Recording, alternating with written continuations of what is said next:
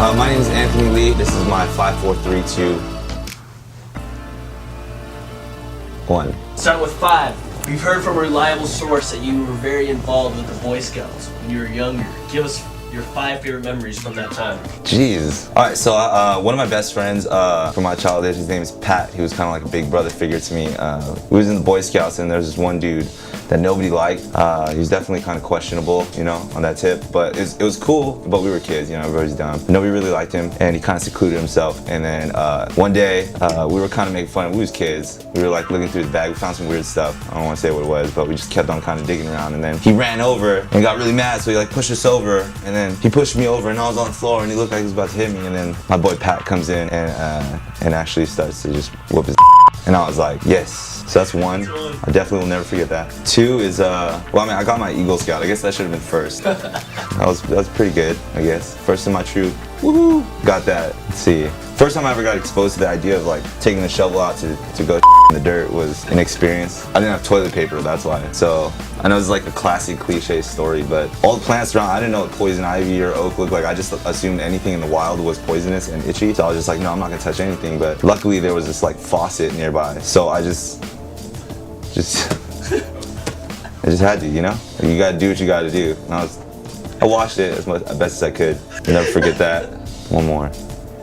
Oh, during like earning the rank of my tenderfoot, which is like the first kind of thing where like you're officially a scout, you get tested and everything and all that good stuff. I became notorious in my entire troop as a kid who was falling asleep during my own ceremony. I was just really tired because we had to stay up. So like as I was like doing, I was passing out. People were laughing at me. My parents were pissed. 4. We noticed that you guys now have a ping pong table at your house. What are 4 reasons ping pong is slowly turning into your favorite hobby? I think we prioritize it over dance now. It's like when you're obsessed with something and then something breaks that curse, like that something is the next thing. So I think, like, don't be surprised if we start uploading videos of ping pong games, just like live rounds, and just like, whoa, look, that rally went on like 3 times longer than I thought. It's like super competitive, but like you can't actually be butthurt, so it's like friendly competition. So we can talk junk and stuff, and nobody's gonna really walk away and you know, feel, well, actually some people still do. It's very damaging to our pride.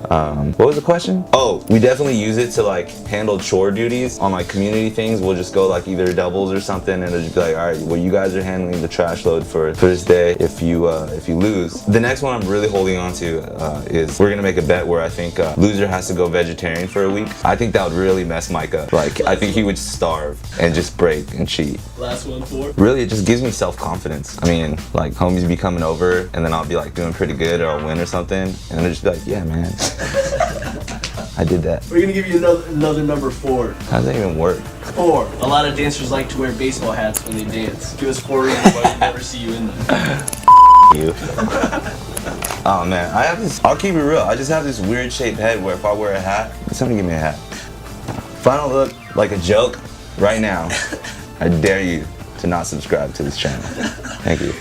That's 4, dude. I'll take it. 3. You're very active with your YouTube channel. Pick one video and tell us 3 things viewers might not know about from just watching the video. Oh, trying to tell you guys something juicy, but at the same time protect my own image. So, well, I guess I could talk about something more recent. For example, for me and Pat's recent collaboration, Bitch Don't Kill My Vibe, we wanted to be authentic, if you will, with the actual, you know, portrayal of what we were doing. So it was supposed to be like a house party. People were supposed to just be having a good time. All the homies. So that's what we did. We invited people that didn't even like dance in the video, and they were just there to just, you know, support and have a good time. And there was alcohol there because it's like a party and that's what people do. And we were drinking joyously on empty stomachs. And by the near end of the street, that very last scene that you see everybody, you know, right before all that stuff, like those takes, I was drunk.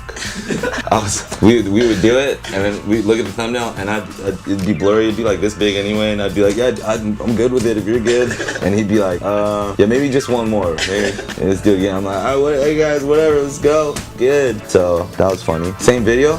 We were supposed to shoot an intro for it, a very beginning thing where we like do this car scene and you know, pick each other up kind of thing, intro our names, this cool vibe, pretty much like we're badass, even though we're not. It's really 2-dimensional. And then we got lazy, so we just didn't shoot it.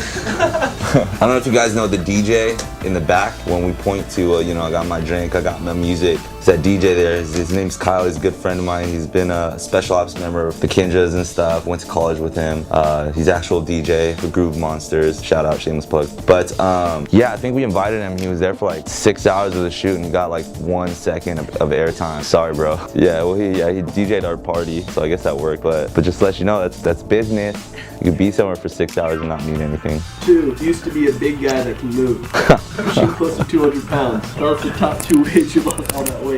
Well, first of all, I became single. That changes everything. Second of all, I used to call people fat. And you know how you just don't know like where you are because you see yourself every day? Let me tell you a story actually. When I was in high school, I was a freshman, pretty chubby. There's a guy named Mike. He's a good friend of mine now, but I remember we used to have like 6th period basketball. We opted out of PE and stuff like that. And we'd be running up and down the court. When somebody would mess up, usually me, I suck at basketball too. He'd be like, man, why you keep on messing up? And we'd be talking junk to each other. And then I'd be like, man, you fat ass. He'd be like, man, you're fatter than me. I'm like, what are you talking about, man? You're fatter than me for sure. And I don't know, I was fatter than him. Like, I don't know how embarrassing that could have been. Just being convinced that like you're smaller than you are. And everybody probably just looked at me like, damn, this guy's got issues. And that was like probably what changed, like shaped my entire high school career. This isn't about high school, this is about me dancing as a big person. Yeah, when you see 200 on the scale, it's like, okay, I think I let go enough to hit the gym. 1, what is your favorite moment while on stage performing with the Kinjas? Damn, there's a lot. I have to say that my favorite experience of all time was the birth of it when we did our first show at Vibe 15 on the Black Ops. Best moment ever was seeing the whole crew run off stage and taking the audience's attention away. That gave me the time while the lights were all black on stage to get my cloak on and just hit center stage. And I could just watch, and this was a sold out 4,000 people at Vibe. As all my Kinja's crew, they hit center and they looked back and then the music cue came on and they slowly turned to the front and I could see everyone's attention coming back as the lights came on me. I had my mask on so you couldn't really see what my face was making, but it wasn't badass at all. It was like, oh shit, this is so cool right now. And it was the illest feeling probably I've ever had. People were like, ah, and I was like, yeah, I'm this That was the only time I ever had that feeling. Bonus question. What is the best face to make behind the Kinja's mask? I don't know about best, but the usual one we're just laughing the whole time. Like, we're a bunch of dudes who really take ourselves seriously by pretending to be ninjas and doing like Tai Chi and martial art form with musicality. Think about that for like a second, for real. Like, you gotta be on one to like, I mean, we're not on anything. Can we edit that one out?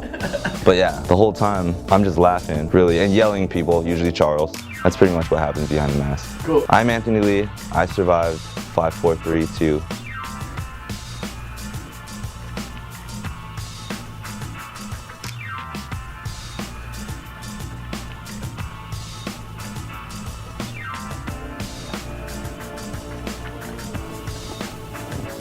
One.